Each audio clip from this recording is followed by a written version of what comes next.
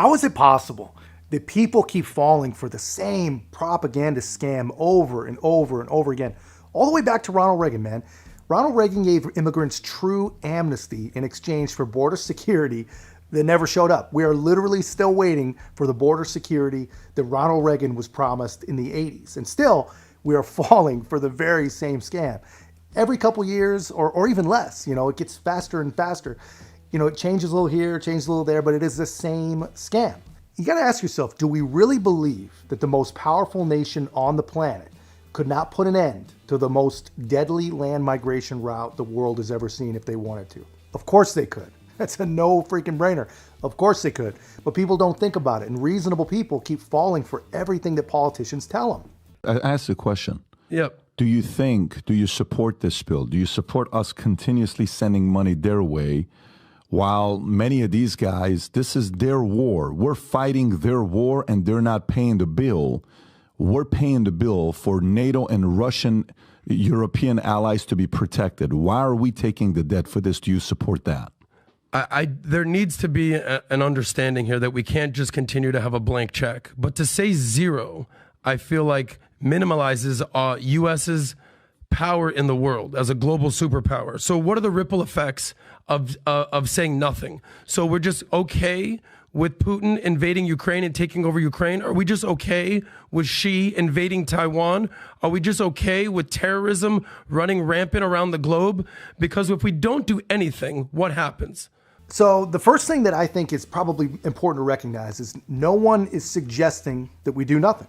All reasonable people are suggesting is that we secure our own border if we're going to go to work and pay to secure someone else's border. We don't even have to do it before we do their border. Just do it at the same time.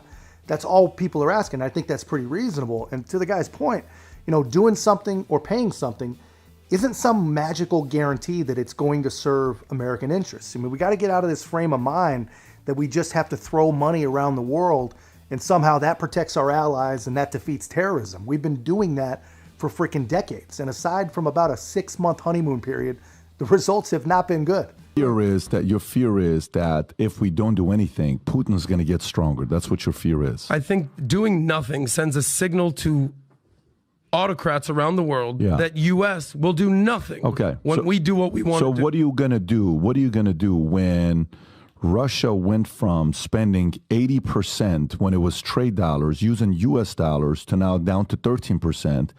And the transaction went from only 3% being won to now 30%. What are you going to do when we keep spending this money and printing the money, and then all of a sudden one day the dollar collapses, then you're being affected by the money? Are you now going to come back and say, I wish we wouldn't have sent all this money out there? No, of course not, man. No one is ever going to say that. No one is going to draw the very, very short, straight line between those 2 points. That kind of money, it's not real to most people. People don't understand the consequences of monetary policy. They don't even really know what those words mean, and they definitely don't understand what it does or doesn't mean to have other countries trading with the US dollar. Isn't it unbelievable though, Adam? Last week it was 118 billion. Let's protect our border. With Ukraine and Russia. Now it's to hell with the border. We don't give a shit about us. We have to help them. And if you're not asking the question why, it's unbelievable. Hold on, Adam, because you said you still didn't really answer the question. Are you cool with the $95 billion?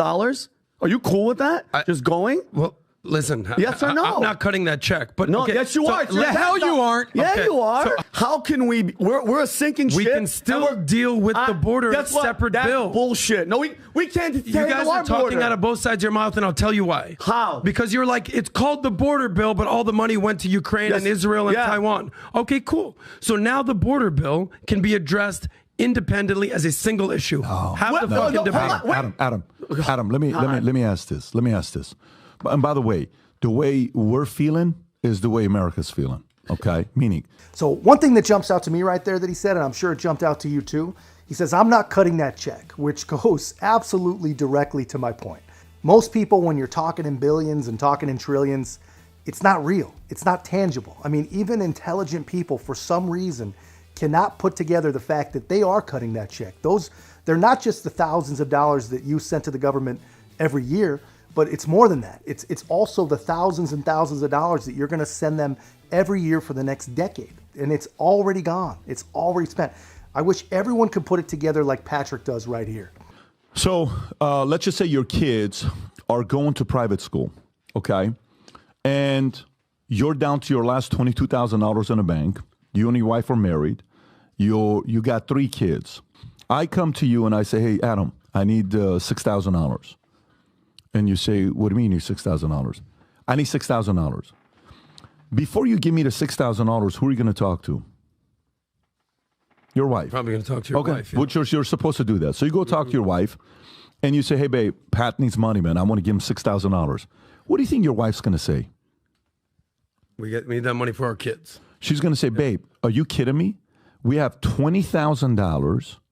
It depends on what your $6,000 is for. Am I getting return on my investment? Okay, so now you're thinking from the perspective of investment. This is not an investment. You're not going to get the money back. This is if Trump wants this to be a loan, you are not getting this money back. No, that's BS. This is not a money coming back. Mm-hmm. You're never going to see a penny of me ever again. And you've been giving me money. You're investing in the global world order. And by the way, and then when you say the following, you're like, well, let's first fix this, and then we'll go fix the border. No, let's fix the border first, then let's go fix the world problem. I agree with you. Okay. I would rather them pass a border bill before this bill. Then perfect. I'm with that. But they're not doing But that's not what they proposed. That's not the point. You're asking which one I'd rather do. I'd rather do both. No. It's called domestic and foreign agenda. You said. So you guys are acting like we can only in America first. Adam, I'm simply stating what you said. You said, let's first get this $95 billion, and then let's go focus on the border. No, how's the border not the first one? Am I a freaking senator? Am I the person proposing this bill? We're reacting to the news of the day. They passed this bill in the Senate. That's what we're discussing. Believe me, I would much rather them focus on the border, but they're not. Why? Ask yourself why they're not putting the border first. Because they don't give a shit about us. They want we know fucking the Democrats war. want an open border policy. We just keep falling for it, man. I mean, this guy truly believes that the people that we've sent to Washington are wired to do the right thing. I mean, what a mistake is that? I mean, he believes that all we have to do is just keep sending money to Ukraine and all over the world, and that's going to magically end war. That's going to magically stop Putin. Somehow that money all comes with some sort of fail-safe, foolproof strategy to win. And then once we breathe a sigh of relief, once we've saved the world with our cash, then they're going to take that same level of care, apply that same fail-safe, foolproof type of strategy to securing the border and fixing our immigration system after hundreds of years and saving all the lives that need to be saved at the border. He believes it, but I mean, come on. Any reasonable person with a working brain who knows even history that goes back 5 or 6 years, not even long history, knows that that's a complete and total fantasy. It is never going to happen. And the last guy totally nailed it. They don't care about us. They want war. And it does feel like that. I don't know. I mean, I'm sure it's more complicated than that, a little more complex, but that's basically it. And I'm not picking on this guy. I'm just proving a point. This is a conservative guy on a conservative show. He does this for a living, and he's still falling for the scam. So my point is this: if he falls for it, imagine the millions and the millions and millions of mushy-brained people who are just judging everything based on whatever their favorite nightly propagandist says. Imagine how they're falling for it. That is probably a damn scary thought to everybody seeing this. But that's just my take, guys. Let me know your thoughts in the comments. And if you haven't already, be a part of the channel's growth. It's going to be an important year for us. So make sure to like, comment, subscribe. Most importantly, share the channel. I'll see you in the next one.